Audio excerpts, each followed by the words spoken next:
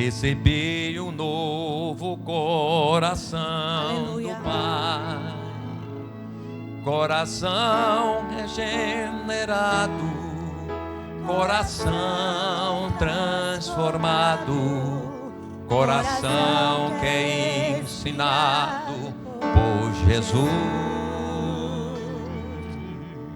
Como fruto desse novo coração, eu declaro a paz de Cristo. Te abençoo, meu irmão. Preciosa é a nossa comunhão.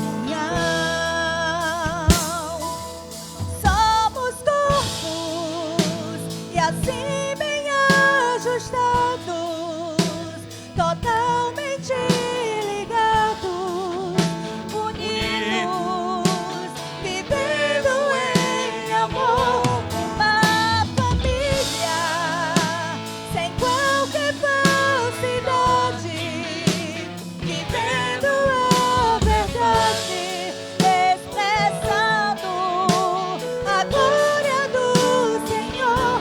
Uma família vivendo o compromisso do grande amor de Cristo.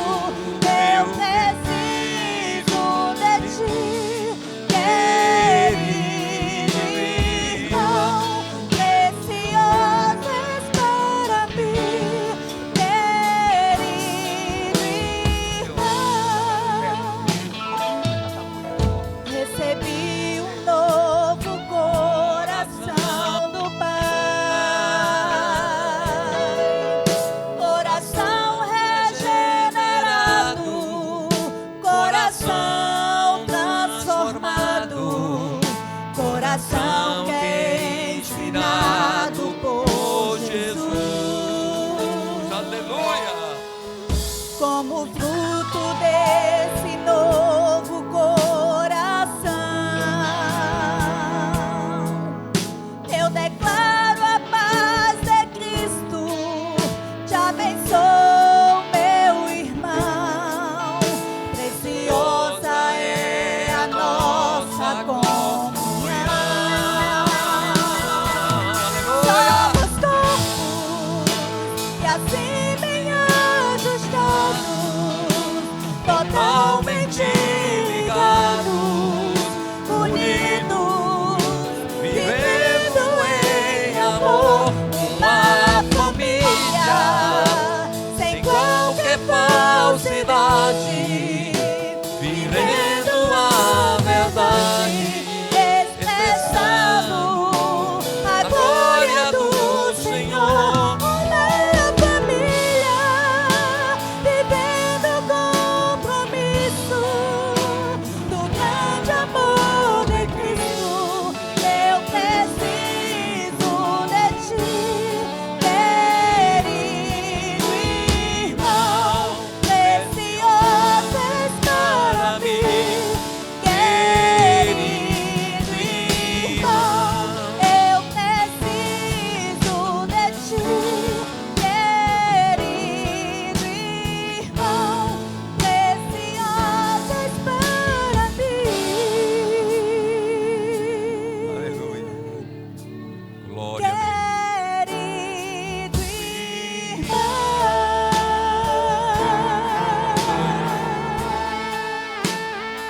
A paz do Senhor, queridos. Amém. Vamos orar. Senhor, meu Deus, te agradecemos por esse momento tão maravilhoso de adoração, de louvor ao teu nome. Sentimos a tua presença neste lugar. Continua conosco, Senhor, operando em nossas vidas. Que este dia, esta manhã, seja manhã de graça, uma manhã do derramar do teu Espírito Santo. Que haja nessa manhã batismo com o Espírito Santo, renovação espiritual. E assim, Senhor, que o teu operar, aleluia, seja grandioso. Que haja liberdade para a ação do teu Espírito Santo nesta manhã. Senhor, vem nos abençoar. Que tudo que venha acontecer aqui nesta manhã seja para a honra e glória do teu nome. Vem estar inspirando-nos, Senhor, para estarmos aqui adorando, exaltando o nome do Senhor.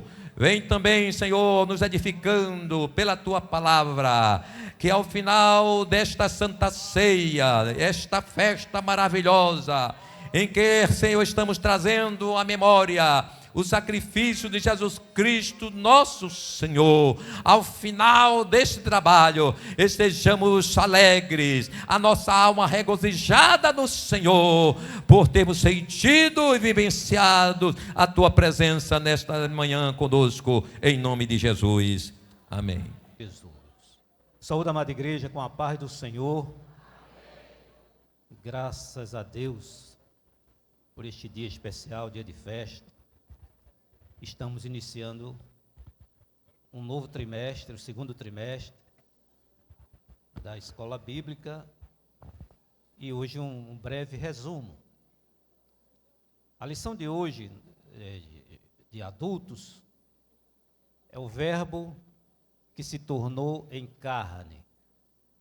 Para esse trimestre, e o verbo se fez carne, Jesus sob o olhar do apóstolo do amor. Meus irmãos, nesse breve resumo, o texto áureo nos diz assim: e o verbo se fez carne e habitou entre nós, e vimos a sua glória, como a glória do unigênito do Pai, cheio de graça e de verdade. João 1,14. A verdade prática fala: o verbo de Deus inseriu-se na história, assumindo a forma de homem para redimir os pecadores. É uma lição bem conhecida, já estudado, inclusive com algumas partes do trimestre anterior. Isso nos remete que o Espírito Santo de Deus está sabendo e por isso inspirando para nos trazer novamente esse estudo. Vamos para a leitura bíblica em classe, no Evangelho de João, capítulo 1, do versículo 1 ao 14. Se você não tiver a revista, você abre a sua Bíblia no Evangelho de João, capítulo 1, e nós vamos ler alternadamente. Eu vou estar lendo o versículo e a igreja em seguida o seguinte, e assim sucessivamente. João 1. No princípio era o verbo, e o verbo estava com Deus, e o verbo era Deus. A igreja.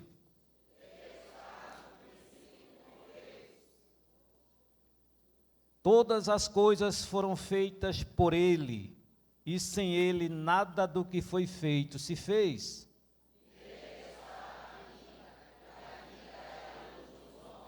E a luz resplandece nas trevas, e as trevas não a compreenderam.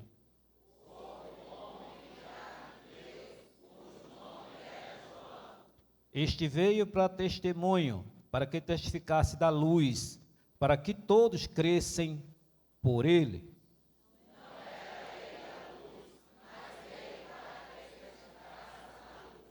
Ali estava a luz verdadeira, que alumia todo homem que vem ao mundo.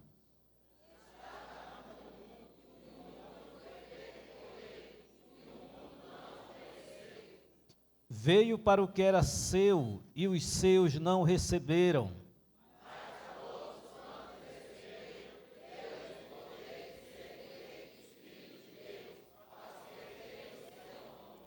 Os quais não nasceram do sangue, nem da vontade da carne, nem da vontade do varão, mas de Deus. E o Verbo se fez carne e habitou entre nós, e a sua glória, como a glória do unigênito do Pai. Glória a Jesus, glória a Jesus. Podeis sentar. O último versículo é o texto áureo. E dentro deste resumo eu quero compartilhar um compilado de vários pastores, teólogos, no texto áureo, né, que nós lemos. E o Verbo se fez carne e habitou entre nós, e vimos a sua glória, como a glória do unigênito do Pai, cheio de graça e de verdade. Então ele nos traz o seguinte: o capítulo 1, especialmente os versículos de 1 a 18 do Evangelho de João, que chamamos, chamado do prólogo, é estruturado de forma poética e filosófica, o que nos remete a um estilo, diz o autor, inoliterário, comum, tratado na tradução, ou melhor, na tradição judaica, quanto na grega. Então, tanto na tradição judaica como na grega, era conhecido este formato. E nós vemos também, segundo o autor, os paralelismos. Há um ritmo e repetição de ideias em forma paralela. No princípio, estava com Deus, era Deus. Semelhante à poesia hebraica, mas com linguagem e conceitos gregos. Então, lembrando o propósito, o quanto o Espírito Santo inspirou ao evangelista João para trazer este evangelho, não fugindo da tradição hebraica, mas ao mesmo tempo trazendo a tradição grega no qual foi escrito. Então nós vimos também a ascensão teológica, A estrutura vai do Logos eterno, passando para a criação, depois pela encarnação, até culminar no reconhecimento de Jesus como a revelação do Pai. Então nós vemos aqui uma progressão, lembrando os discursos filosóficos gregos que conduzem do abstrato ao concreto. É como se o apóstolo João estivesse escrevendo um tratado teológico em forma de poesia, unindo a forma hebraica com a forma grega. E o Verbo se fez carne e habitou entre nós, e nós vimos a sua glória, como a glória do unigênito do Pai, cheio de graça e de verdade. João 1,14. O Verbo se fez carne e habitou entre nós. Então, este início do Evangelho de João mostra a divindade de Jesus e conclui com a sua humanidade. O Senhor Jesus Cristo é o verdadeiro Deus e o verdadeiro homem. A sua divindade está presente na Bíblia inteira, de maneira direta e indireta, nos ensinos e nas obras de Jesus. Com tal abundância de detalhes, nós vemos aqui, em tão curto espaço, tanto no próprio Evangelho, como no tempo, o que traz esse Evangelho e da importância de estarmos estudando ele novamente nesse trimestre. Então, a encarnação do Verbo significa que Jesus assumiu a forma humana. Então, a concepção e o nascimento virginal de Jesus são obra do Espírito Santo. Então, tal encarnação do Verbo é considerada um mistério. 1 Timóteo 3,16 diz, e sem dúvida alguma, grande é o mistério da piedade. Deus se manifestou em carne, foi justificado no Espírito, visto dos anjos, pregados aos gentios, crido no mundo, recebido acima na glória. Aleluia. Então, Isaías 7,14 também diz, portanto, o mesmo Senhor se dará um sinal. Eis que a virgem concederá e dará à luz um filho, e o chamará o seu nome Emanuel. Mateus 1,23 diz, eis que a virgem conceberá e dará, e projetando isto, eis que sonho lhe apareceu um anjo do Senhor, dizendo, José, filho de Davi, não temas receber a Maria, tua mulher, porque o que nela está gerado é do Espírito Santo. Então, nesse versículo, ainda nós vemos, e vimos a sua glória. Esse versículo 14. Essa glória revelada na transfiguração que João testifica. 1 de João 1, o que era desde o princípio, o que ouvimos, o que vimos com os nossos olhos, o que contemplamos e as nossas mãos apalparam, isto proclamamos a respeito da palavra da vida. Aleluia. E o apóstolo Pedro também nos mostra em 2 Pedro 1, 16 a 18, porque não vos fizemos saber a virtude e a vinda do nosso Senhor Jesus Cristo, segundo fábulas artificialmente compostas, mas nós vimos a sua majestade, porquanto ele recebeu de Deus Pai honra e glória, quando da magnífica glória ele foi dirigido a seguinte voz: este é o meu filho amado, em quem me tenho comprazido. E ouvimos esta voz dirigida do céu, estando nós com ele no Monte Santo. Então nós vimos aqui o testemunho ocular, presencial e escrito do apóstolo João, do apóstolo Pedro. Então era a mesma glória de Deus, pois Jesus é a exata expressão do ser de Deus. Nós vimos também quem vê o Pai, pois ele e o Pai são um. Não era uma glória refletida como a glória de um santo, e sim a glória do unigênito do Pai. Aí ele diz ainda, cheio de graça e de verdade. Então a palavra graça, segundo o autor, só aparece aqui e em João 1, 16, 17. E a graça que ele veio dar aos homens, e todos nós recebemos, também da sua plenitude, com graça sobre graça. Versículo 16. E todos nós recebemos também da sua plenitude, e graça por graça. Então a palavra que acompanha a graça é a verdade. A lei foi dada a Moisés, a graça e a verdade vieram por Jesus Cristo. Então a palavra que acompanha a graça e a verdade, nós vemos no versículo seguinte. Então nós estamos aqui nesta manhã para no menor tempo possível buscarmos trazer para a igreja a importância deste estudo do Evangelho de João, que nós possamos mergulhar mais nele. No final eu quero fazer uma ressalva, uma observação. Então o teólogo Bruce, sobre este verso, ele escreveu: Moisés no deserto pediu um favor a Deus.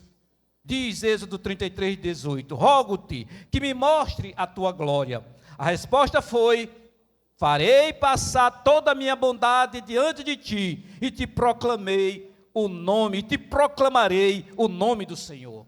E passando o Senhor por diante dele, clamou: Senhor, Senhor, Deus compassivo, clemente e longânimo, e grande em misericórdia e fidelidade. Êxodo 34, 5. Então estas palavras expressam a bondade e a glória inseparáveis de Deus, pois a palavra grega de João 1,14, traduzido por cheio de graça e de verdade, pode ser reconhecida como uma tradução da última frase, grande em misericórdia, no caso do Êxodo reside, e de fidelidade. Então, meus amados irmãos, eu trouxe essa cooperação aqui, dentro desse estudo. Ainda temos um tempinho.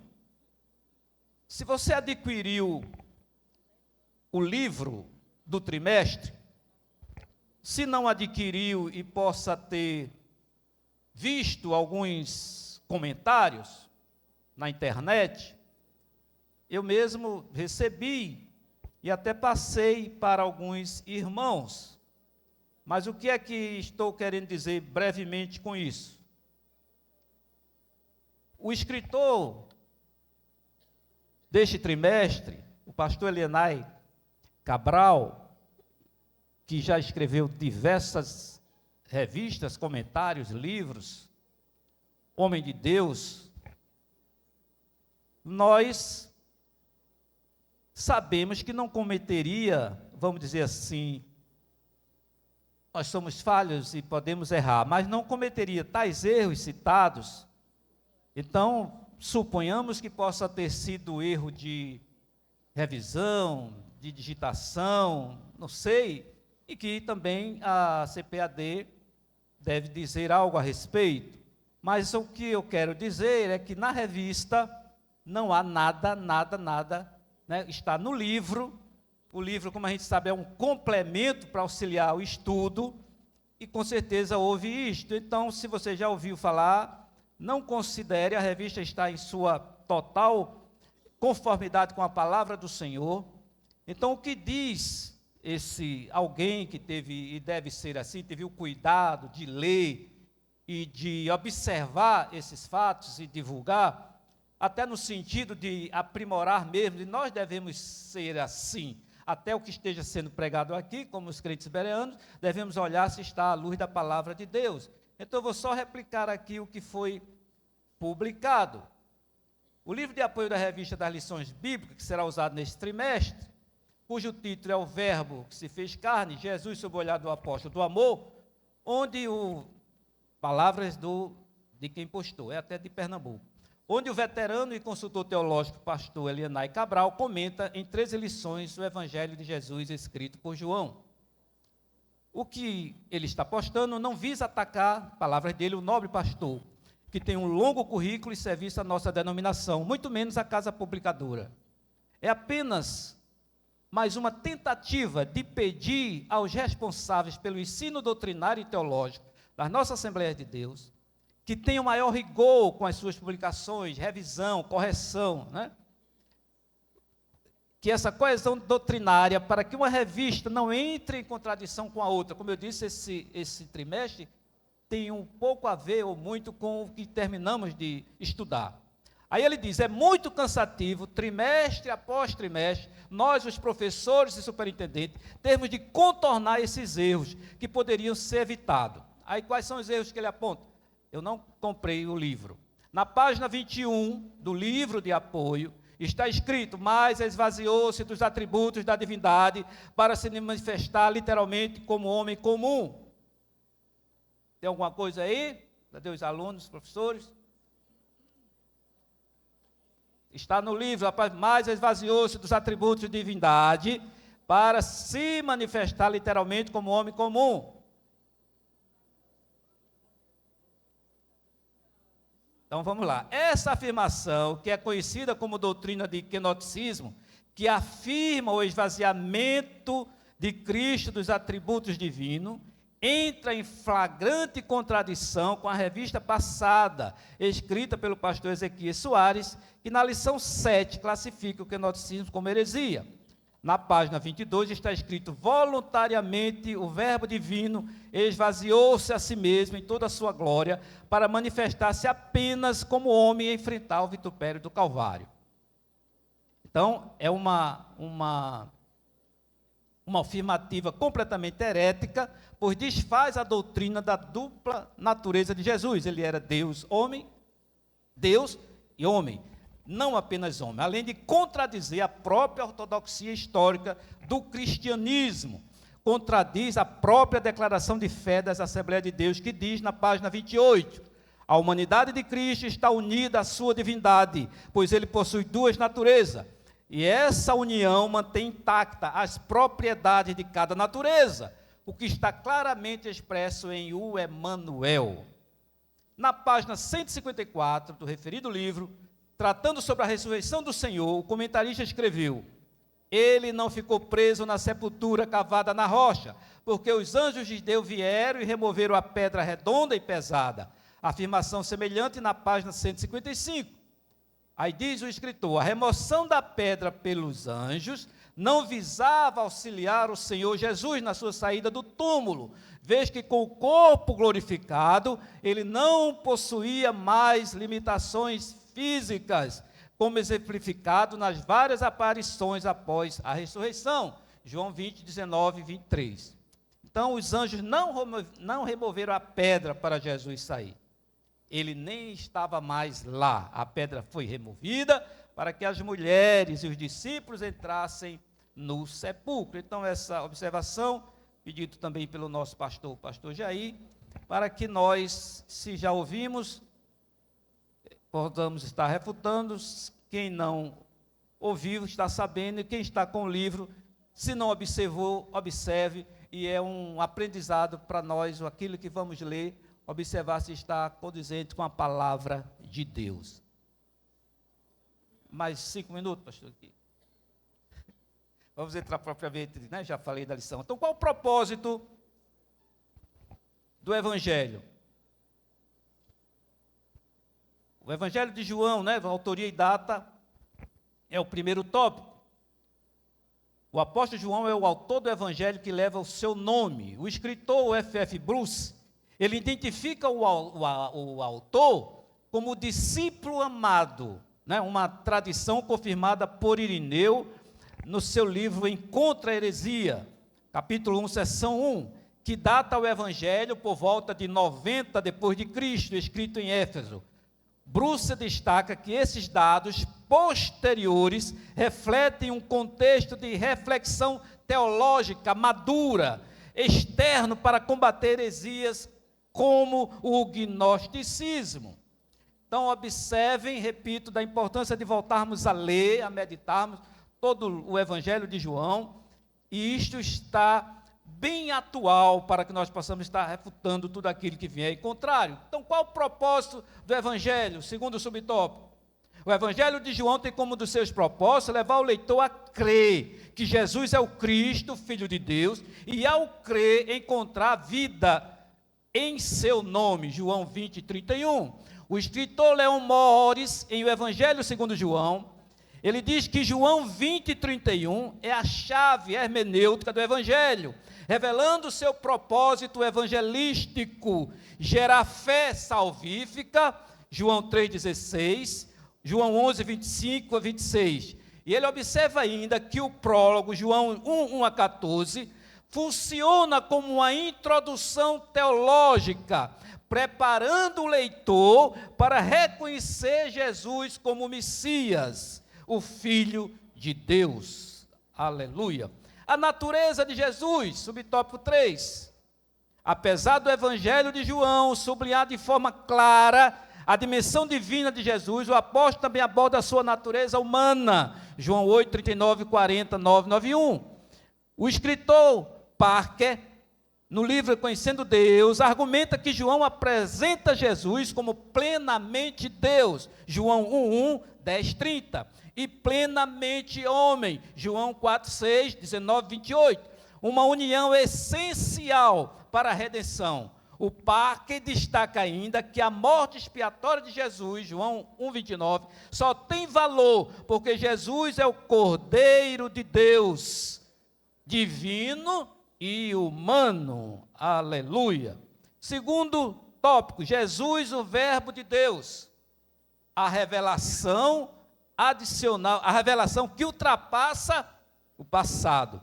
Quando o apóstolo João redigiu a introdução do primeiro capítulo do seu Evangelho, no princípio era o verbo, é provável que tenha como referência Gênesis 1:1. Aí um outro comentarista ele diz, com o Evangelho segundo João, escrito por Casso em 1991, ele destaca que no princípio João 1:1 ecoa Gênesis 1:1, estabelecendo a pré-existência eterna de Cristo. Colossenses 1:17 e Hebreus 13:8. Ele argumenta que João usa essa linguagem para afirmar que o verbo não é uma criatura, mas o Criador eterno, distinto de toda a criação. João 17, 5. Aí a lição ainda nos traz a natureza fundamental do verbo. Tal como Deus é eterno, também o verbo é. Mas adiante em Apocalipse, o apóstolo João descreve o verbo como o alfa e o ômega, o princípio e o fim. Diz o Senhor que é, que era e que há de vir, o Todo-Poderoso. Apocalipse 8.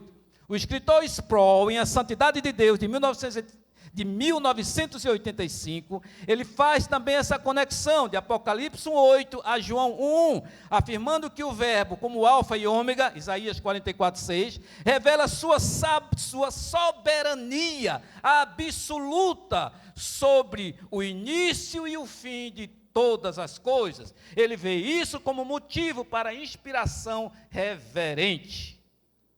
No terceiro subtópico, no princípio era o verbo.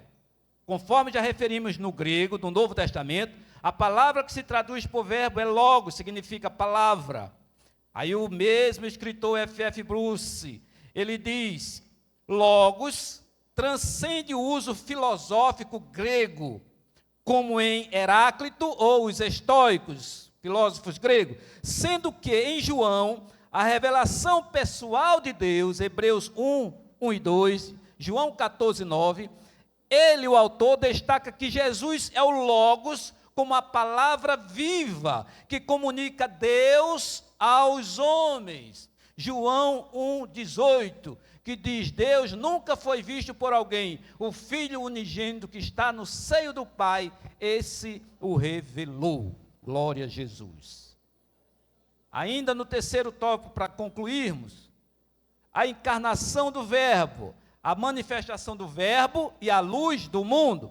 João identifica Jesus como o Criador de todas as coisas, mediado pelo Pai através do poder da sua palavra. João 1, 2 e 3. O escritor Martin Lloyd, ele interpreta João 1, 4 a 5 como a vitória da luz de Cristo sobre as trevas do pecado. João 8, 12. Ele destaca que a luz resplandece continuamente, mostrando a incapacidade das trevas para apagá-la. João 16, 36. O segundo subtópico, o privilégio de nos tornarmos filhos de Deus. Nós que aqui estamos por graça e bondade do Senhor. Enquanto Israel rejeitou a bênção da salvação através da obra do Calvário, Deus ofereceu a todas as pessoas, independentemente de raça, etnia ou língua, a oportunidade de se tornarem filhos de Deus, pela fé no nome de Jesus. O escritor John Stott, no seu livro A Mensagem do Evangelho, ele enfatiza que João 1, 12 e 13, universaliza a salvação. Gálatas 3, 28. Um dom dado pela fé, não por merecimento físico. Aleluia. Efésios 2, 8, 9. Ele destaca o contraste com a exclusão ou excluído Israel, João 11, mostrando a graça inclusiva de Deus.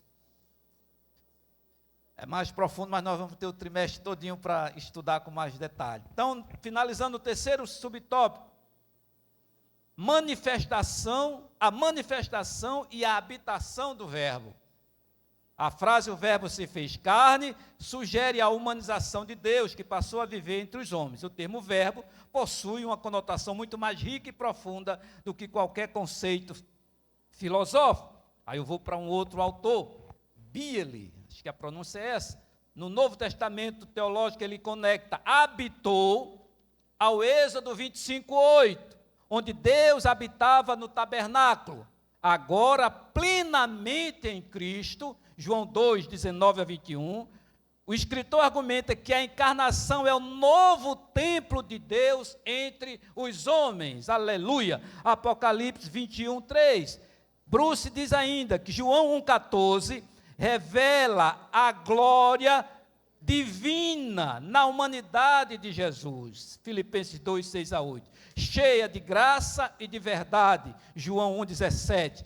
Ele vê o habitou entre nós como a proximidade de Deus, superando a distância do Sinai. Jesus estar vivo, Jesus estar aqui, Jesus estar presente, está entre nós e pelo seu Santo Espírito que em nós habita. Então esse estudo desta semana e as próximas semanas é para fortalecermos a nossa fé do Jesus que veio, do Jesus que deu a sua vida, o seu sangue, ressuscitou, está à destra do Pai intercedendo por nós, mas está vivo. Nós somos o único povo que o seu Deus está vivo e está entre nós. E Deus continue derramando da sua graça e da sua bênção.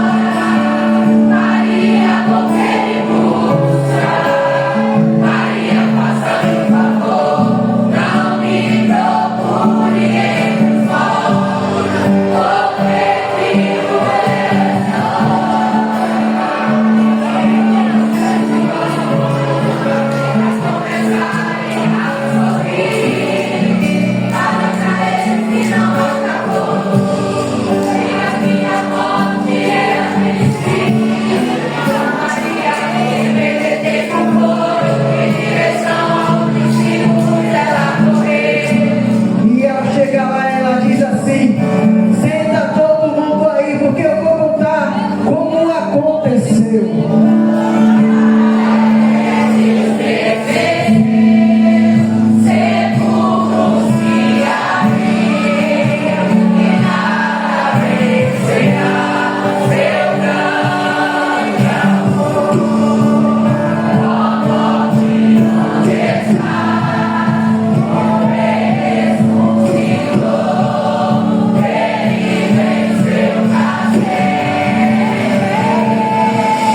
Tá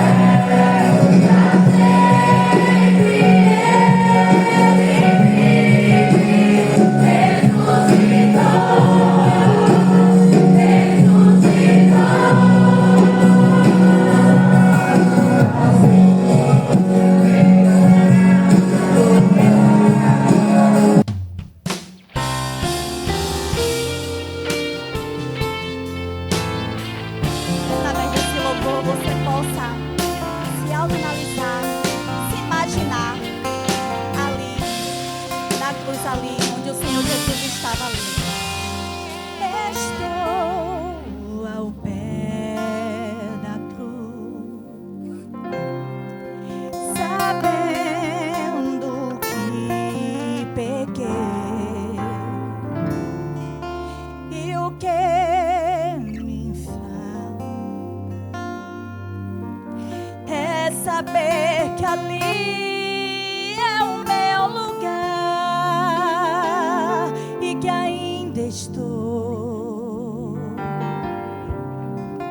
ao pé da cruz.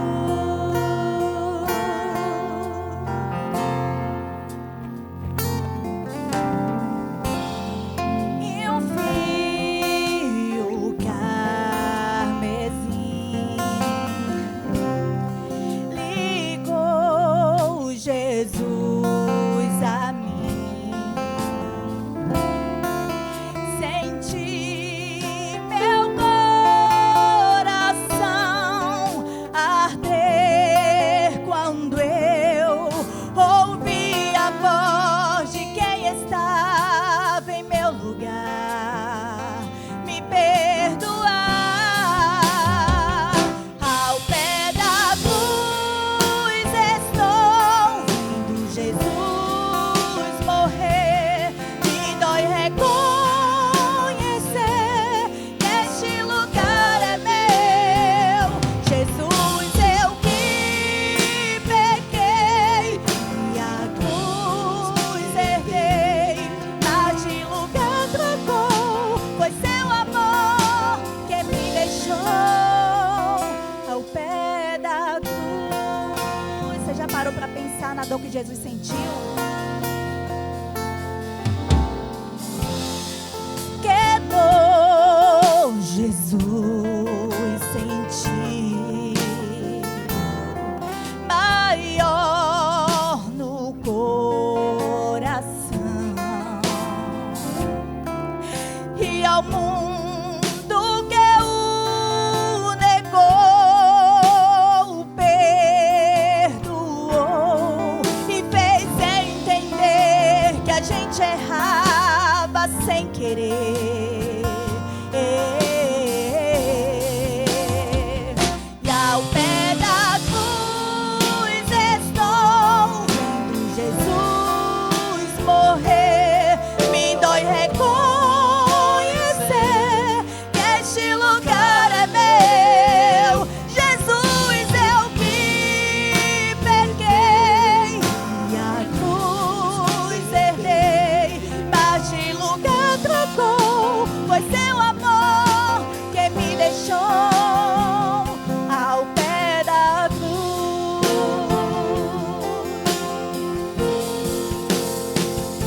E em troca desse grande amor, eu me declaro seu. E a cada dia, se preciso for, eu morrerei.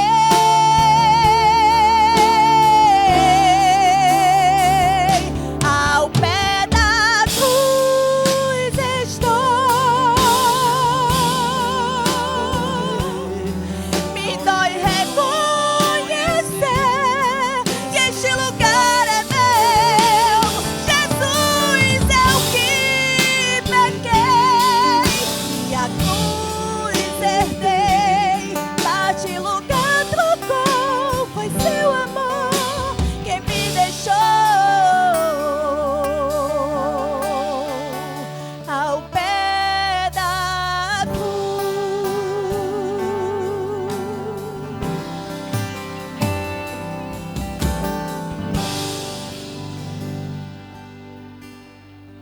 No livro de Lucas, Evangelho de Lucas, capítulo 22, versículos 61 e 62. Lucas, capítulo 22, versículos 61 e 62. Diz assim a palavra do Senhor: E virando-se o Senhor, olhou para Pedro. E Pedro lembrou-se da palavra do Senhor, como lhe tinha dito: antes que o galo cante, hoje me negarás 3 vezes. E saindo Pedro para fora, chorou amargamente. Meus amados irmãos, esse é um dos mais significativos registros da palavra do Senhor, no que se diz respeito a Jesus com seus discípulos. Desde o chamado deles até a sua ascensão aos céus, eu tenho, no meu entender, que esse é um dos fatos, um dos acontecimentos mais impactantes que a Bíblia registra, esse olhar de Jesus para Pedro. E uma coisa impactante é aquela que mexe profundamente com as nossas emoções. É aquilo que causa algum estremecimento na nossa alma. Um acidente, uma catástrofe, a perda de um ente querido, são fatos impactantes na nossa vida. Estamos vivendo no Brasil de impactos. Todo dia a gente é impactada com a notícia na política, na justiça, e o brasileiro tem que tomar muita maracujina. Estamos impactados todo dia. E os momentos de Jesus na sua caminhada com os discípulos, muitos deles tiveram grandes impactos, promoveram em seus discípulos comoção e sentimentos outros. E dentro do relato bíblico nós vemos as multiplicações, as 2 multiplicações que Jesus fez. A cura dos cegos de Jericó, a transfiguração, a autoridade de Jesus quando repreendeu a tempestade no mar, quando os discípulos estavam no mar da Galileia, a ressurreição de Lázaro, a ressurreição do filho da viúva de Naim, a cura da mulher do fluxo de sangue, foram acontecimentos que marcaram profundamente a vida dos discípulos. Não podemos deixar de falar também, porque o texto passa por isso, os últimos acontecimentos na semana que culminou na morte de Jesus. Foram momentos muito especiais, que mexeram com as estruturas emocionais dos discípulos do Senhor.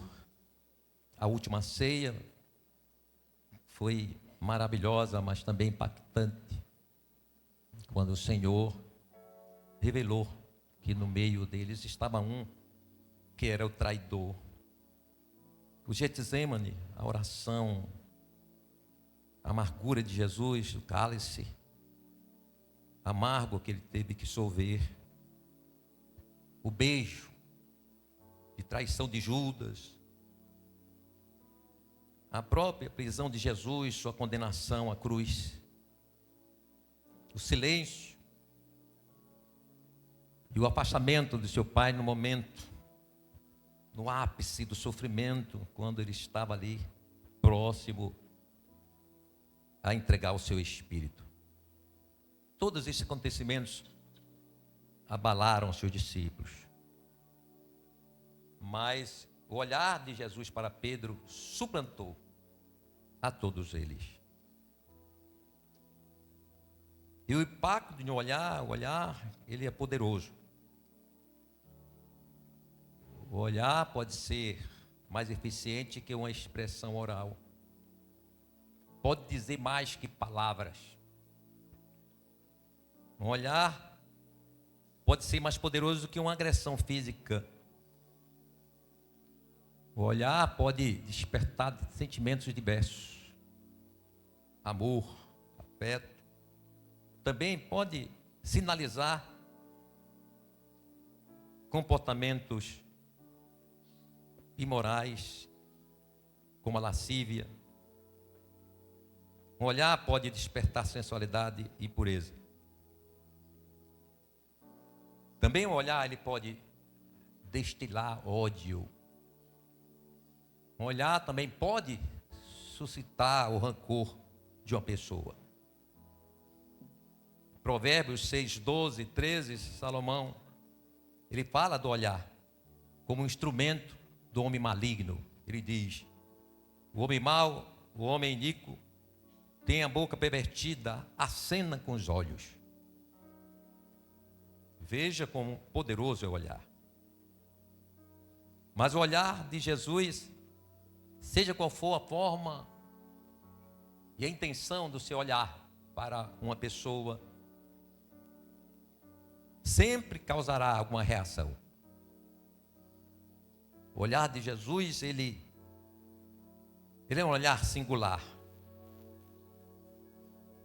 E o olhar de Jesus foi tão poderoso que transformou a vida de Pedro. O olhar de Jesus impactou também, dentro da história bíblica, a vida do publicano Zaqueu, que estava ali, numa figueira brava, esperando Jesus passar, escondido, mas os olhos do Senhor viram Zaqueu, e ali, daquele momento em diante, a vida daquele homem começou a ser transformada.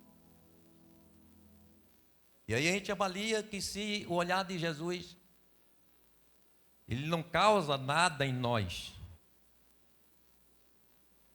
se o olhar de Jesus não traz nenhum significado ou impacto à nossa vida, se o olhar de Jesus, ele não provoca nada em nós, é porque perdemos a essência da nossa comunhão com Ele. Quem sabe a nossa boa consciência cristã está a se extinguir. Certo é que o olhar de Jesus é um olhar especial, incomparável. E podemos ver na palavra do Senhor alguns aspectos do olhar de Jesus. A Bíblia diz muito sobre o olhar, sobre os olhos. Em Apocalipse 19, versículo 12, parte A, diz que os olhos de Jesus, ou dos olhos do Senhor, é chama de fogo. Em Provérbios 15, 3, o olhar de Jesus é observador dos comportamentos. Em Hebreus 4:13, o olhar de Jesus é a lupa mais poderosa que a luz de infravermelha. Os olhos do Senhor é segurança, conforme Salmos 34:15, segurança para os justos. Em Jó 28:24, os olhos do Senhor é a mais poderosa sonda que perfura até o interior do homem. Em 2 Crônicas 16:19, os olhos do Senhor revelam que Ele é o forte. São aspectos do olhar de Jesus. O olhar de Jesus também, ele tem algumas particularidades. Ele é único, é ímpar. E o olhar de Jesus para Pedro foi algo muito particular, muito íntimo. Foi um olhar direcionado a um único alvo. Ainda que naquele alpendre, em frente à casa do sumo sacerdote Caifás, tivesse muitas pessoas, mas o olhar de Jesus foi direcionado unicamente a Pedro. Foi um olhar com propósito definido, não foi qualquer olhar. Não foi olhar por olhar. Mas o olhar de Jesus foi para uma pessoa que precisava ser observado, ser olhado. E observando a história de Jesus, podemos dizer que em nenhum momento se observa um olhar como esse, Jesus olhar alguém daquela forma como olhou a Pedro. E aí a gente tira uma lição para nós aqui dessa manhã, que há momentos em determinadas situações que Jesus nos olha de uma forma especial. E quando a gente contempla este olhar de Jesus, nós somos impactados. Há reações diversas na nossa vida. E podemos dizer que o olhar de Jesus é manifesto, é visto pela nossa consciência. São os olhos da nossa consciência que conseguem enxergar Jesus em determinadas situações em que Ele está querendo nos dizer algo, uma correção, uma exortação, um conselho amigo para refazermos a nossa caminhada, o nosso pensar. Podemos ver dentro dessas particularidades do olhar de Jesus, que o olhar de Jesus, ele afere e revela a verdadeira situação espiritual que nos encontramos. Foi isso que aconteceu com Pedro. O olhar de Jesus para Pedro foi um olhar em que o Senhor, Ele já sabia na sua presciência, onisciência, das oscilações, dos altos e baixos de Pedro. E Jesus sabia que Pedro não estava bem. Pedro estava deslocado da sua fé, estava inseguro nas suas convicções. E podemos ver isso em Mateus 16, 14 a 16. Quando vemos Pedro firme, fazendo uma das mais poderosas declarações acerca da divindade de Cristo. Quando ele diz: Tu és o Cristo, o Filho do Deus vivo. Glórias ao nome do Senhor Jesus. Mas nos versículos 21 a 23, nós vemos agora um Pedro oscilante. Pedro agora está sendo repreendido pelo Senhor, porque ele estava sendo influenciado por Satanás. Quando Jesus declarou que ele precisava ir a Jerusalém, iria, e lá ele padeceria, ele morreria, e que os discípulos ficariam dispersos, o desprezariam. E aí a gente percebe justamente as oscilações de Pedro. Em Lucas 22, 31 e 32, o próprio Jesus expõe a insegurança e fraqueza de Pedro. Pedro estava discutindo com seus companheiros quem era o maior. E dali Jesus traz também uma repreensão mais direta a Pedro. Porque Pedro sempre mostrava-se seguro, definido. E nesse texto o Senhor repreende a Pedro e diz: Simão, Simão, eis que Satanás vos pediu para vos cirandar como trigo, mas eu roguei por ti para que a tua fé não desfaleça. E ele diz: E tu, quando te converteres, confirma teus irmãos. Não era que Pedro estivesse desviado, Pedro estava deslocado. Converter é ser reorientado, é voltar. Pedro precisava voltar ao equilíbrio espiritual. Em Mateus 26, 31 a 34, vemos aí Pedro novamente sobrepondo-se aos seus pares, aos seus companheiros discípulos. Ele faz uma forte declaração diante dos seus amigos, discípulos e diante do Senhor. Quando o Senhor diz: Olha, esta noite vós vos escandalizareis em mim, porque está escrito: ferirei o pastor e as ovelhas do rebanho se dispersarão. Mas depois de eu ressuscitar, irei adiante de vós para a Galileia.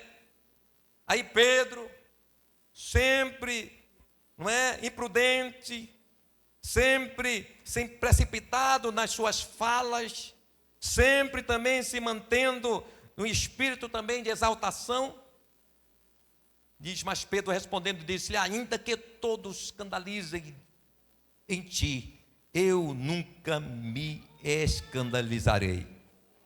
E o Senhor, naquele momento, expõe a insegurança de Pedro, mostra que ele não era aquilo que ele estava dizendo. Versículo 34, quando ele diz: em verdade te digo, que nesta noite, antes que o galo cante, 3 vezes tu me negarás. A lição que tiramos destes momentos, oscilações de Pedro, é que a nossa segurança espiritual, irmãos, não deve estar no dom espiritual ou ministerial que possamos ter. Não está no conhecimento teológico, nos cargos eclesiásticos que exercemos. A nossa segurança está em Jesus. A nossa fé está afirmada em Jesus. Aí Paulo, diante de tudo, do desafio das aflições que fazem parte do contexto da fé, ele diz: posso todas as coisas naquele que me fortalece. Glória a Deus. Pedro estava na disputa para saber quem era o maior. Mas nenhum de nós aqui é melhor que o outro. A graça que está no seu irmão, ao seu lado, é a mesma graça que está nele. A virtude do Espírito Santo que está impactando a vida do seu irmão é a mesma que impacta a sua. O Espírito que consola o seu irmão é Ele também que te consola. Portanto, a nossa segurança de fé e firmeza e convicção está em Jesus, que habita em nós, que reina em nós. Louvado seja o nome do Senhor Jesus. O olhar de Jesus revela o que na verdade nós somos. O olhar de Jesus para Pedro, diz para Pedro naquele momento quem ele era. No momento que o galo cantou, o Senhor estava na sala de julgamento. E ele vira para Pedro. E Pedro vê o olhar de Jesus. Jesus vê o olhar de Pedro. E o Senhor estava mostrando para Pedro que ele não era aquilo que ele dizia ser. Que ele não estava tão seguro como declarava estar. Glória a Deus. Mas o olhar de Jesus, irmãos, quando ele vai nesse foco, não é um olhar de agressividade, não é um olhar de humilhação, nem de reprovação, não é um olhar de cobrança. Não foi esse o olhar de Jesus para Pedro, mas um olhar de graça e compaixão por ele. Glórias ao nome do Senhor Jesus. O Senhor sabia que ele era frágil, sabia que ele era vulnerável, que ele tinha fraquezas. Ele conhecia profundamente o coração de Pedro, como conhece também o nosso. Aleluia. Portanto, nessa manhã, aleluia, eu tenho certeza que o Senhor Jesus está olhando para nós. E o seu olhar é de misericórdia, é de graça, é de amor. E nos chamando a atenção a Ele, nos chamando a olharmos para Ele, a entendermos que nós dependemos dEle, que nós precisamos da sua mão, da sua graça, da sua misericórdia. Era isso que Jesus estava falando para Pedro no seu olhar. Aleluia. Deus sempre estará de olho em nós, quando os nossos sentimentos de alta exaltação estiverem sendo manifestos. Aleluia. Este sentimento estava tomando o coração de Pedro. Mas o olhar de Jesus foi providencial naquele dia. Jesus não poderia, aleluia, morrer sem antes dar consciência a Pedro de que ele precisava mudar. E que o seu sacrifício, o sangue que ele ia verter na cruz, era um sangue restaurador, transformador, que muda a vida, que transforma a vida. E Pedro seria mudado pelo Senhor. É bom avaliarmos isto sempre, todo dia. Quem somos nós? Para que possamos entender qual era o nosso lugar. O olhar de Jesus alcança o mais profundo e íntimo do nosso ser. O olhar de Jesus foi direto na alma de Pedro, no seu coração.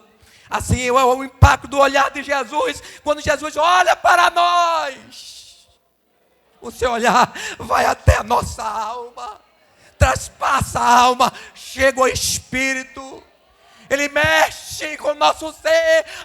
Olhar maravilhoso e profundo é o olhar de Jesus. O olhar de Jesus alcançou o profundo do coração de Pedro. Aleluia. É o olhar penetrante. É o olhar que vai até a divisão da alma e do espírito. Glórias ao nome do Senhor Jesus.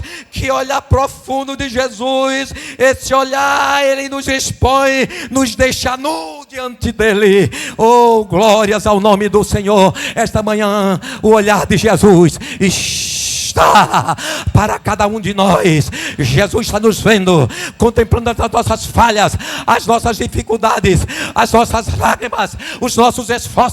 Também está me olhando, aleluia, as nossas negligências, mas não importa qual seja o olhar, aleluia, de Jesus, contanto que o olhar de Jesus é o olhar de graça, é o olhar de misericórdia, é o olhar de compaixão, é o olhar de restauração. O olhar de Jesus é irresistível.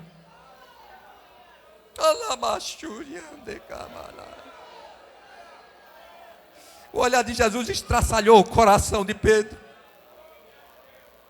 Aleluia.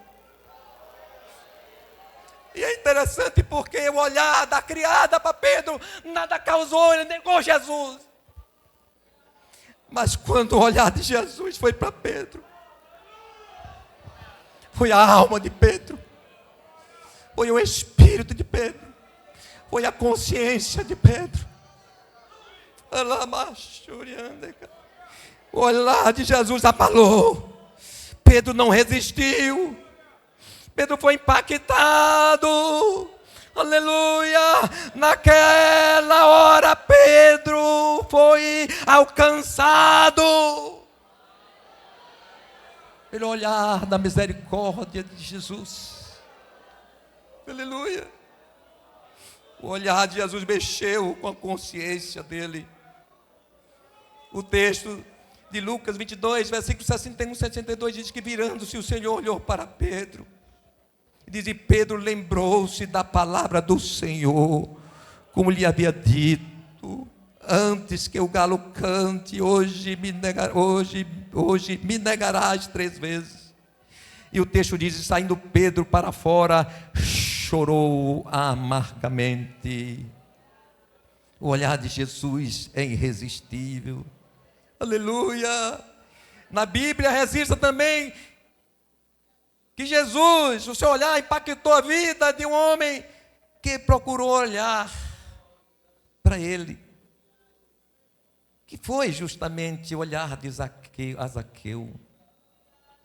O olhar de Jesus sempre tem algo a nos dizer. E Pedro fez a leitura perfeita do olhar de Jesus. O seu coração captou a mensagem. E é importante a gente analisar isto aqui. Quando alguém não deseja falar algo diretamente com outra pessoa, tem-se como recurso o olhar. Quando olhamos para alguém e não temos como falar com ela, ou mandar-lhe um recado, o olhar, ele dá o recado por nós. Jesus não precisou falar, nem gritar de lá, Pedro. Jesus não precisou mandar um recado, um bilhete. Não, bastou o olhar dele. E Pedro entendeu a mensagem. É preciso a gente discernir o olhar de Jesus. Quantas vezes Ele tem nos olhado e não temos entendido a sua mensagem. Quantas vezes o olhar de Jesus está fixado em nós e não conseguimos captar o que Ele quer dizer. Mas nesta manhã,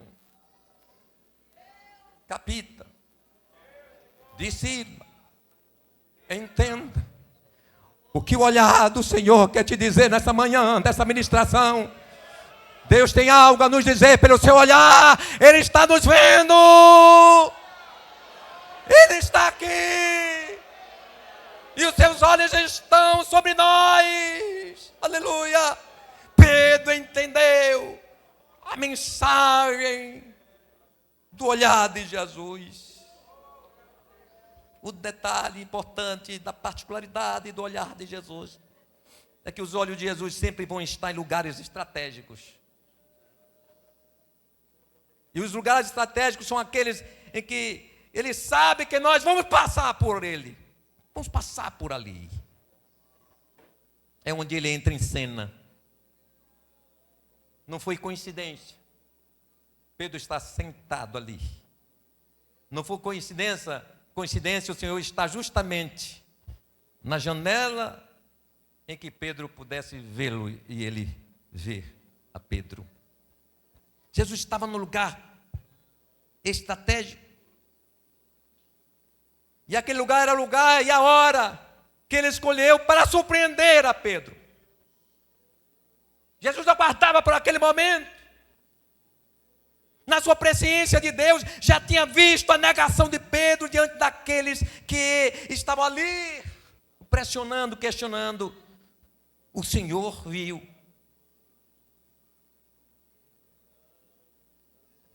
E é bom a gente analisar o que aconteceu com Jacó. O Senhor esperou Jacó no lugar estratégico. E Jacó entendeu o recado. Jacó ficou ali. O Senhor não pediu para ele ficar, mas ele fez a leitura que ele precisava ficar ali. Era um encontro que o Senhor marcou. Ele foi para a terra do seu sogro, para Padã Arã, sobrecarregado de culpas, de remorsos, ameaçado de morte pelo seu irmão. E agora, depois de abençoado, ele tinha que voltar. Ele fez a promessa para o Senhor, fez abençoado, ele sentiu que era hora de retornar, retornou. Mas o Senhor disse: agora eu estou no lugar estratégico te esperando. E ali, naquele lugar, Jacó foi transformado, foi alcançado pela restauração do Senhor.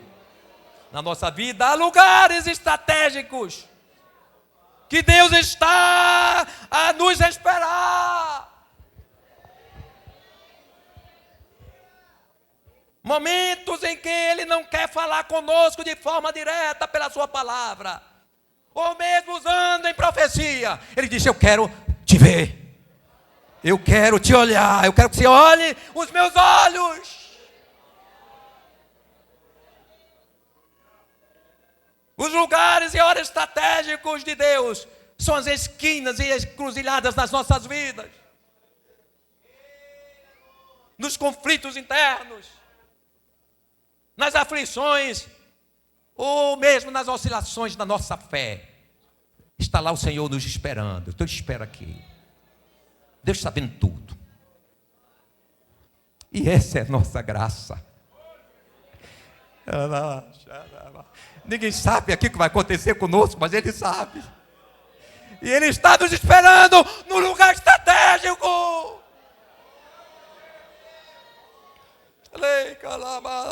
O Senhor esperou Pedro no lugar estratégico. Oh, vou te ver aqui. E viu. E nessa manhã Jesus está aqui. Quem sabe o lugar estratégico que o Senhor marcou para te encontrar é nesta Santa Ceia. Ele sabe as tuas oscilações, Ele sabe a tua luta interior, Ele sabe as tuas fraquezas, sabe o que você está enfrentando na fé, mas Ele está aqui e os seus olhos estão sobre você. Não é um olhar de agressividade, não é um olhar de revanche, não é um olhar de acusação, mas é um olhar de graça. Um olhar de misericórdia, oh, olhar maravilhoso, é o olhar de Jesus. Oh, nesta manhã, abre os teus olhos e contempla os olhos de Jesus. O olhar de Jesus, ele só impacta alguém quando se tem um espírito quebrantado.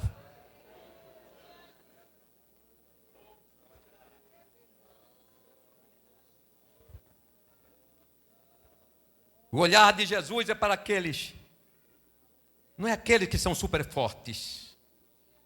O olhar de Jesus não está de olho nos infalíveis. O olhar de Jesus,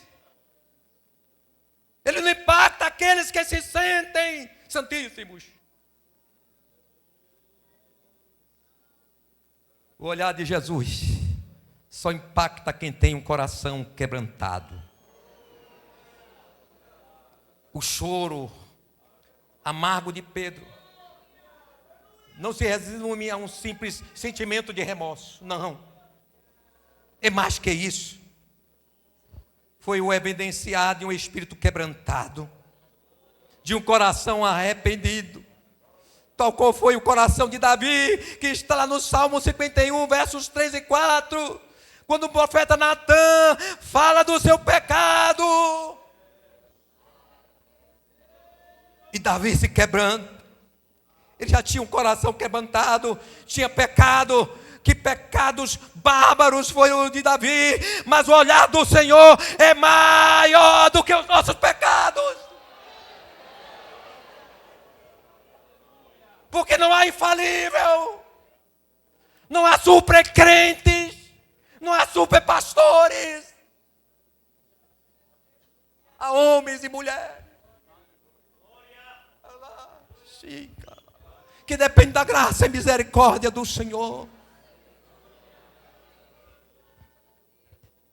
Pedro tinha um coração quebrantado. E foi por ter um coração quebrantado que quando Jesus ressuscitou, mandou para Maria Madalena um recado especial para ele.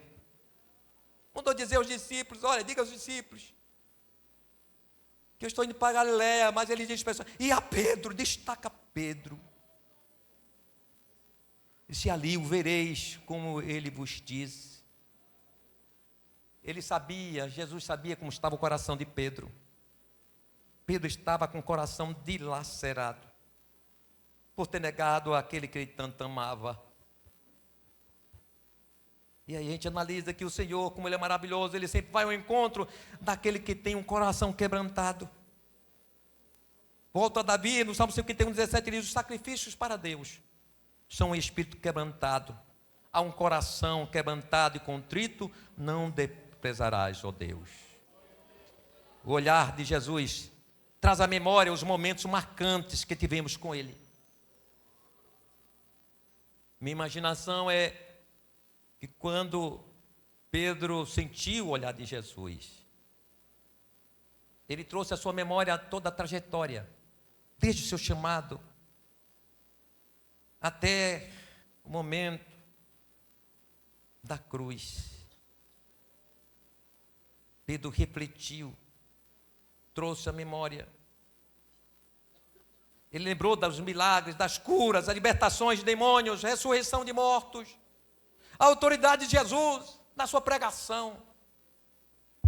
Ele lembrou quando ele andou por sobre o mar. Pedro lembrou disto. O olhar de Jesus faz-nos refletir também.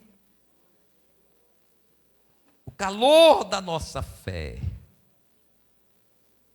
nos faz lembrar o que temos hoje, o que somos hoje no sentido espiritual. É algo que vem da obra que Ele realizou lá atrás. Quando Ele nos chamou, quando Ele nos perdoou, quando Ele escreveu o nosso nome do livro da vida, quando Ele nos deu o Espírito Santo fazendo de nós santuário, quando Ele nos deu o batismo com o Espírito Santo. São recordações que nós temos quando em determinadas situações o olhar de Jesus está direcionado para nós, porque estamos oscilantes. Aí o Senhor diz, lembra, veja o que eu te fiz, veja de onde você saiu. Oh, aleluia. Não esqueça o que Jesus tem feito, obreiros. Não esqueçamos, igreja, o que Jesus tem feito. O nosso Jesus olha para nós todo dia, trazendo à memória os benefícios que Ele tem feito na nossa vida. O olhar de Jesus é restaurador. Os olhos do Senhor contemplaram a queda de Adão e Eva. Antes de serem formados, João traz essa revelação em Apocalipse 13, verso 8. Quando diz: e adoraram lá todos os que habitavam ou habitam sobre a terra, esses cujos nomes não estão escritos no livro da vida do Cordeiro que foi morto desde a fundação do mundo. Antes de Adão e Eva existirem, já havia um plano de resgate, de restauração. Oh, aleluia! A presciência do Senhor viu Pedro assentado no pátio da casa do sumo sacerdote Cafás, sendo questionado e negando. Mas ele sabia também do seu arrependimento, do seu choro. E mais que isso, o Senhor já havia projetado o seu encontro de restauração com Pedro. O que podemos tirar desse olhar é que antes que aconteça um acidente espiritual na nossa vida, na vida de um crente que ama ao Senhor, porque não estamos livres disso, Jesus já sabe de antemão e já providenciou uma maneira de restaurá-lo. Aleluia! Nós estamos livres de sofrer um acidente, de uma queda espiritual, e Deus já sabe disso. Mas quando o nosso amor é sincero por Ele, Ele providencia o resgate, Ele providencia a restauração. E aqui nessa manhã tem dezenas de pessoas que foram restaurados pelo Senhor, porque o seu olhar é um olhar de misericórdia. Por fim, o encontro da restauração. Em João 21, de 1 a 17, está lá registrado. Pedro e os discípulos, Jesus já tinha se manifestado 2 vezes, mas eles resolveram voltar a pescar. No versículo 2 de João 21, diz quem eram eles. Diz assim: estavam juntos Simão Pedro e Tomé, chamado Dídimo, e Natanael, que era de Caná da Galileia, e os filhos de Zebedeu, e outros 2 dos seus discípulos. E naquela noite, eles foram à noite pescar, e passaram a noite inteira e nada pegaram, nada pescaram. Mas Jesus tinha marcado encontro com Pedro aquele dia. E a Bíblia diz que Jesus chegou ali pela manhã, cedinho. Levem os discípulos, remando, e o barco vazio. Aleluia. E Jesus à beira-mar grita: ei, você tem peixes aí? E o Senhor diz: não. Eles disseram: não, não pegamos nada. Aí Jesus diz assim: lança a rede à direita. Oh, Jesus, maravilhoso, que do nada faz existir tudo. Eu não sei o que está na sua vida. Quem sabe você está na situação do nada, nada acontece, nada você vê. O Deus do milagre, o Jesus do milagre está aqui essa manhã. E aí o texto diz que 153 grandes peixes foram pescados pelos discípulos. E quando ele chega à beira-mar, aliás, antes de chegar, eles conheceram, porque eles lembraram algo diferente, uma coincidência, o que está acontecendo. Eles lembraram lá, se eu não me engano, em Lucas 5, que fala do encontro de Jesus, quando no chamado deles, que eles estavam pescando, também não pescaram nada. E o Senhor disse: epa, volta ao mar. E quando voltaram, pegaram muito peixe, passaram a noite inteira, não tinha pegado nada. E Jesus disse: volta. E quando voltaram, foi tanto peixe que precisaram ajuda de companheiros de outros barcos, porque senão eles iam naufragar. Aí eles lembraram: é Jesus. Conheceram que era Jesus. Aleluia. Muitas vezes a gente só conhece Jesus quando acontece um milagre. Essa é a grande falha que nós temos. de conhecer Jesus nos momentos mais dramáticos da nossa vida, nos momentos que a gente está no caos. Não espere o caos. Não espere o mais grave. Aleluia. Você tem o privilégio de todo dia ver o Jesus. Você tem o privilégio de dormir com Jesus, de acordar com Jesus, de se alimentar com Jesus, de ir para a escola, faculdade com Jesus, ir para o trabalho com Jesus e volta para casa com Jesus. Não espere o caos para conhecer Jesus.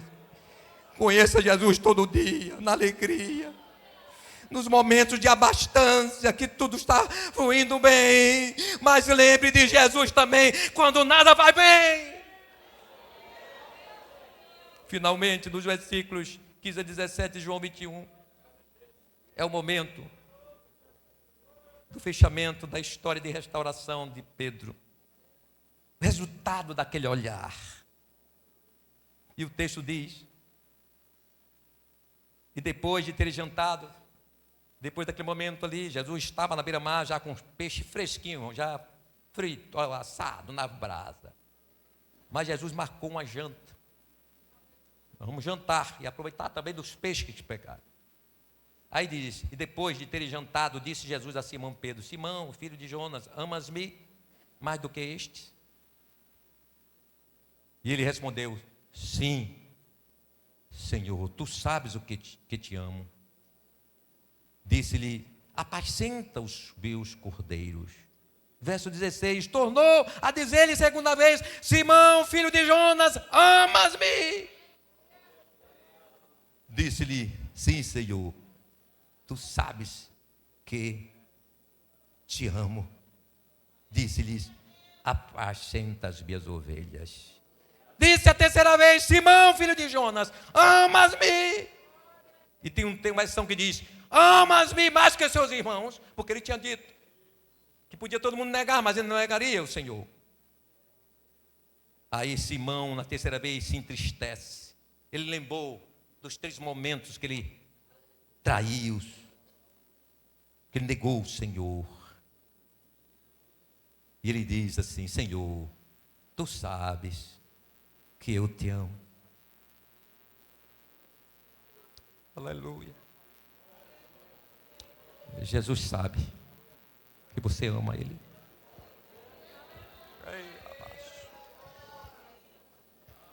Não sei os seus atropelos, suas quedas, seus deslizes. Não importa. Ai, cara.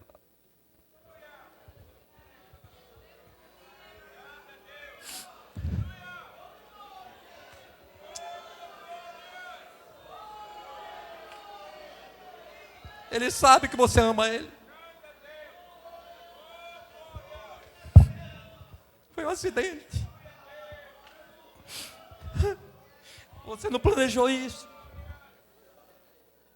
Não se fez porque queria. Mas aconteceu. E nessa manhã há o conforto de Deus para a sua vida. Ele diz ao seu coração: eu te amo, filho. Eu te amo. Fique em pé em nome de Jesus. Eu vou te restaurar. Eu vou te curar. Muitas vezes o inimigo, irmãos, fica se aproveitando de coisas passadas da nossa vida. Muitas vezes o inimigo, ele fica trazendo à nossa memória acidentes e coisas ruins que nos aconteceram. E por vezes a nossa fé se abala e pensamos que o Senhor não nos ama. E pensamos até que não amamos o Senhor. Mas nesta manhã o Senhor nos trouxe aqui para ouvir essa palavra e dizer para nós que o amor dele continua de pé. Sinta este amor. Receba o abraço deste amor. Receba o perdão deste amor. Recebe o renovo deste amor. Aleluia. Este amor que não vai nos faltar. Esse amor que a palavra do Senhor nos diz. Quem nos separará do amor de Cristo? A tribulação, a angústia, ou a perseguição, ou a fome, ou a nudez, ou o perigo, ou a espada. Como está escrito, por amor de ti, somos entregues à morte todo dia, fomos reputados como ovelhas para o matadouro, mas em todas essas coisas, somos mais do que vencedores por aquele que nos amou. Porque estou certo de que nem a morte, nem a vida, nem os anjos, nem os principados, nem as potestades, nem o presente, nem o porvir, nem a altura, nem a profundidade, nem alguma outra criatura nos poderá separar do amor de Deus que está em Cristo Jesus, nosso Salvador. Deus me trouxe essa palavra, para que nesta manhã, você que está sentindo ferido ainda, por algo que aconteceu na sua vida, de ruim, de pecado, e quem sabe o inimigo está querendo tirar proveito disso, querendo te condenar, querendo trazer à memória aquilo que Jesus apagou, aquilo que Jesus lançou lá no lago do esquecimento, não está mais na memória do Senhor, mas Satanás é atrevido, é acusador. Aí Jesus diz: vai lá, meu filho, leva esta palavra para meu povo, e diz que meu amor continua de pé, o meu olhar continua de pé. Eu estou olhando para ele, eu estou olhando para ela, os meus olhares não se afastarão deles, eles vão passar pelos vales, vai passar pelos altos, pelos baixos da vida, vão pisar em espinhos, vão até tropeçar em pedras, mas meu olhar vai permanecer.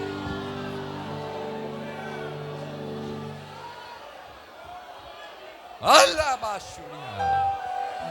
Eles vão passar pelas águas, mas as águas não submergirão.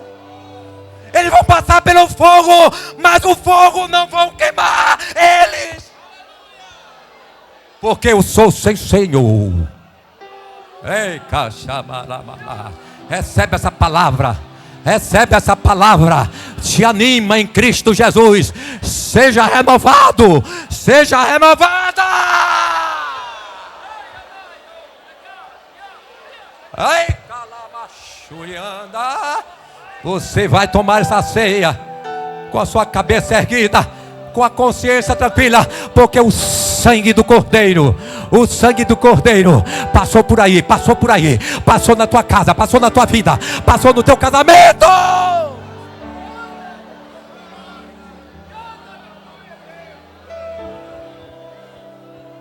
Sinta, oh, presença maravilhosa de Jesus. Você que não é batizado com o Espírito Santo, quem sabe esta hora Jesus batiza também em Santa Ceia. Você que está há muito tempo sem falar em línguas estranhas, aproveita que a graça, a glória está aqui agora, e fala em línguas em nome de Jesus. Segundo o Espírito Santo, conceda que você fale. Você que está enfermo, Jesus é o médico dos médicos. Ele viu, ele veio, tem visto a tua enfermidade, as tuas idas e voltas ao hospital, aos remédios que você tem tomado. Mas nessa manhã, o médico dos médicos, ele viu, quando você tomou essa manhã um remédio, e disse: Senhor, oh, eu queria tanto deixar de tomar esse remédio. Jesus está aqui, Jesus está aqui, Jesus está aqui. E se você tiver fé, se você souber e entender que Jesus é poderoso, você não vai mais tomar remédio, porque Jesus vai te curar, vai te curar, vai te curar.